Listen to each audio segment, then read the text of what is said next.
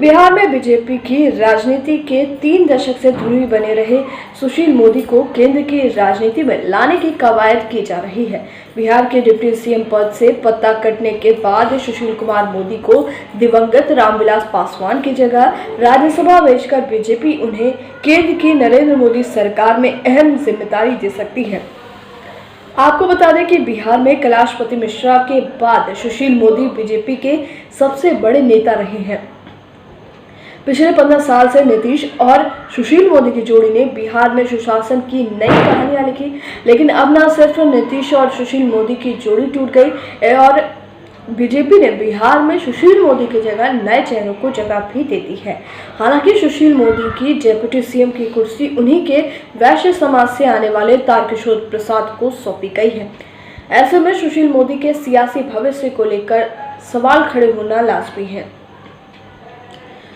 सुशील कुमार मोदी के बारे में कहा जाता है कि बीजेपी को बिहार में खड़ा करने का श्रेय उन्हीं को जाता है। आरजेडी प्रमुख लालू प्रसाद यादव के खिलाफ सड़क से लेकर सदन तक आवाज उठाने वाले सुशील मोदी इकलौता चेहरा थे। लालू के खिलाफ मोर्चा खोलने और उनके भ्रष्टाचार के मामले को उजागर करने वाले सुशील मोदी ही थे। नीतीश कुमार के मुख्यमंत्री पद की शपथ लेने के बाद अब ये सवाल उठने लगा है कि आखिर सुशील मोदी का क्या होगा। जेडीयू के वरिष्ठ नेता केसी त्यागी ने कहा है कि सुशील मोदी बिहार के बड़े नेता हैं। साथ ही उन्होंने ये भी कहा कि अरुण जेटली ने सुशील मोदी के बारे में कहा था कि जीएसटी और अर्थव्यवस्था के बारे में जितनी बेहतर और बारीकी तरीके से सुशील मोदी जानते हैं, उतना आज के दौर में बहुत ही कम लोग समझते हैं। अरुण जेटली की इस बात से सुशील मोदी की राजनीतिक बौद्धिकता को समझा जा सकता है। वहीं माना जा रहा है कि सुशील मोदी को अब बिहार की राजनीति से केंद्र की सियासत पर लाने की तैयारी है। रामविलास पासवान के देहांत के बाद जो बिहार में एक राज्यसभा की सीट खाली हुई है, उसे अब एलजेपी को दोबारा से देना मुश्किल है। ऐसे में पासवान की सीट पर बीजेपी सुशील मोदी को राज्यसभा भेजने का फैसला कर सकती है।